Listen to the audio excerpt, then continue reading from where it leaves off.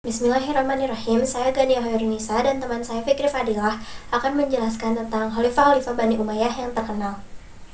Yang pertama, Muawiyah bin Abi Sufyan. Sebagai pendiri dinasti Umayyah, Muawiyah dikenal sebagai Muawiyah I. Ia memerintah dinasti ini sejak tahun 41 Hijriah hingga 60 Hijriah atau 661 sampai 680 Masehi.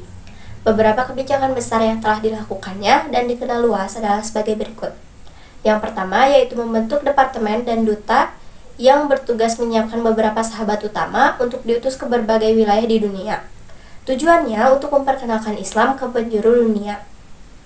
Utusan yang dipilih diantaranya Uqbah bin Nafi dan Musa bin Nusair di Afrika Utara, Abdullah bin Abi Sarah di India, dan Sa'ad bin Abi Waqqas di Cina, Indonesia, dan wilayah Asia Tenggara lainnya. Yang kedua, membeli beberapa profesional administrasi keuangan dan tata usaha di daerah Bizantium. Kemudian dipekerjakan dalam pemerintahan Bani Umayyah. Yang ketiga, memperluas kekuasaan dan mengembangkan wilayah di 3 daerah yang sangat subur dan strategis, yaitu Afrika Utara, India, dan Bizantium. Yang kedua yaitu Marwan bin Hakam.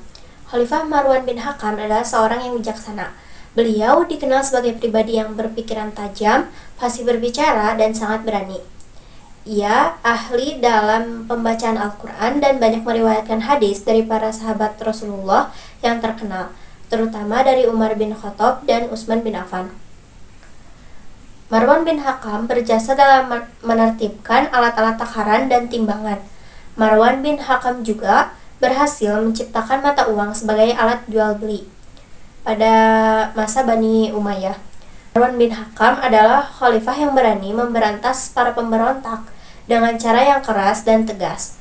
Karena kebijakan tersebut, pemerintahan pada masa Khalifah Marwan bin Hakam menjadi kondusif dan programnya dapat berjalan dengan lancar. Baik, yang selanjutnya yaitu Walid bin Abdul Malik. Walid bin Abdul Malik ini adalah salah satu khalifah yang terkenal di Bani Umayyah. Langsung saja ke tahun kelahirannya. Jadi tahun kelahirannya itu tahun 668. Ia lahir di Madinah dan meninggal tanggal 23 Februari tahun 715. Baik, dia berkuasa dari tahun 705 sampai 715. Jadi ia berkuasa 10 tahun gitu. Ayahnya yaitu Abdul Malik, seorang khalifah juga, dan kakeknya yaitu Marwan bin Hakam. Marwan bin Hakam ini menjadikan Walid bin Abdul Malik ini sebagai putra mahkota untuk pengganti ayahnya itu. Jadi yang mengangkat Walid bin Abdul Malik ini adalah kakeknya gitu. Ia ditunjuk menjadi putra mahkota yang pertama, dan dia punya saudara yang bernama Umar bin Abdul Aziz. Jadi Umar bin Abdul Aziz ini adalah putra mahkota kedua pengganti si Walid bin Abdul Malik ini gitu. Lanjut ke kekhalifahan Walid. Walid pertama kali menjabat itu langsung meneruskan perjuangan ayahnya, yaitu memperluas wilayah kekuasaan Islam, dimulai dengan memperkuat pertahanan atau angkatan daratnya. Untuk memperkuat pertahanan dan juga memperluas wilayah kekuasaan Islam. Ada kisah fenomenal dari si Walid bin Abdul Malik ini yang pada saat itu diminta untuk membantu warga Andalusia untuk memerangi atau melawan warga Jerman, untuk pasukan Jerman. Lalu tak berpikir panjang, Walid juga menyuruh pasukan Islam untuk membantunya, dan Walid bin Abdul Malik ini mengirimkan 12.000 pasukannya untuk menyerang pasukan Jerman. Alhasil bantuannya ini tidak sia-sia dan pasukan Jerman bisa dipukul mundur oleh pasukan Islam dan pasukan Andalusia gitu. Pada saat itu Andalusia ini masih sedikit penganut Islamnya, jadi Walid ini berinisiatif untuk menyebarkan Islam di wilayah Andalusia dan diperbolehkan oleh pemimpin Andalusia itu. Sungguh hebat Walid bin Abdul Malik ini. Selanjutnya Walid adalah orang yang mencintai atau menyukai infrastruktur atau arsitektur gitu. Jadi Walid bin Malik ini sangat mencintainya atau menyukai gitu. Lalu Walid ini langsung menyuruh umat Islam untuk memperluas wilayah untuk memperluas Masjid Nabawi dan memperbagus arsitekturnya. Lanjut ke khalifah selanjutnya, yaitu Umar bin Abdul Aziz. Umar bin Abdul Aziz ini terkenal sebagai orang Umar kedua gitu. Umar pertama itu khalifah pada zaman Nabi, dan Umar ini adalah khalifah Bani Umayyah. Umar ini lahir di Madinah tahun 680-an. Dia berkuasa hanya 3 tahun, yaitu tahun 717 sampai 720. Tapi dengan hanya 3 tahun ini, dia membawakan banyak progres yang signifikan pada Bani Umayyah. Contohnya kesetaraan pada ekonomi antara umat Islam dan umat non-Islam gitu.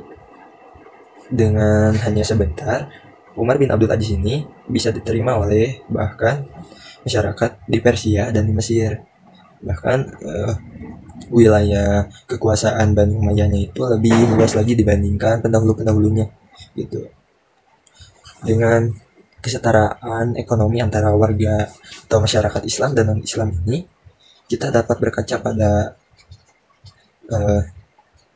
tahun sebelumnya, di mana orang Islam ini diibaratkan atau bisa dikatakan tertinggal dari masyarakat non-Islam. Dan sekarang juga masih terjadi, di mana ada penelitian yang menyebutkan bahwa orang yang non-Islam itu ekonominya itu lebih tinggi dibandingkan orang Islam, di mana Arab sendiri itu berada di peringkat tidak sampai 5 besar gitu. Padahal Arab itu sebagai orang atau sebagai negara yang bisa dikatakan kaya, tapi dibandingkan dengan orang yang non-Muslim, Arab itu tidak masuk sampai 5 besar gitu.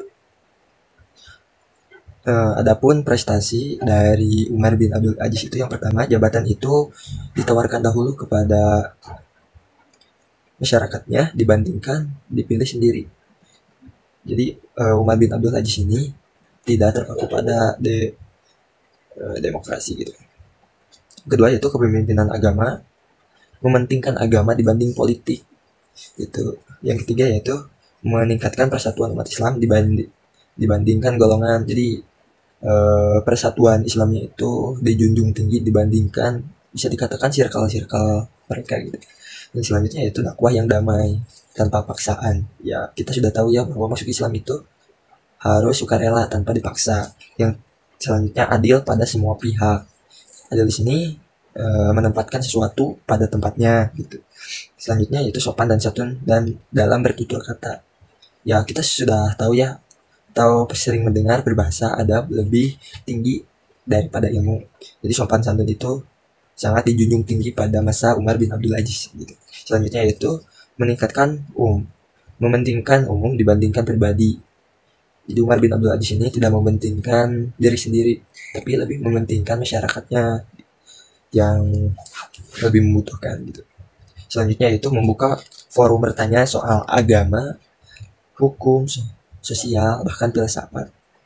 Selanjutnya mengangkat kualitas masyarakat sampai sulit menemukan orang-orang miskin pada zamannya, saking kayanya atau mapannya Bani Umayyah pada saat itu. Selanjutnya ini yang spektakuler itu memberikan instruksi kepada gubernur Madinah untuk menyeleksi hadis. Nah, ini adalah salah satu yang paling spektakuler dari prestasi Umar bin Abdul Aziz, di mana pada saat itu hadis ini disalahgunakan oleh mereka-mereka yang tidak bertanggung jawab. Mereka membuat hadis sendiri untuk memperkuat golongan mereka, di mana hadis ini dicampur dengan bahasa mereka. Jadi oleh Umar bin Abdul Aziz ini dikodifikasilah hadis ini dan menyuruh kepada gubernur Madinah untuk menyeleksinya gitu. Oke, mungkin cukup sekian.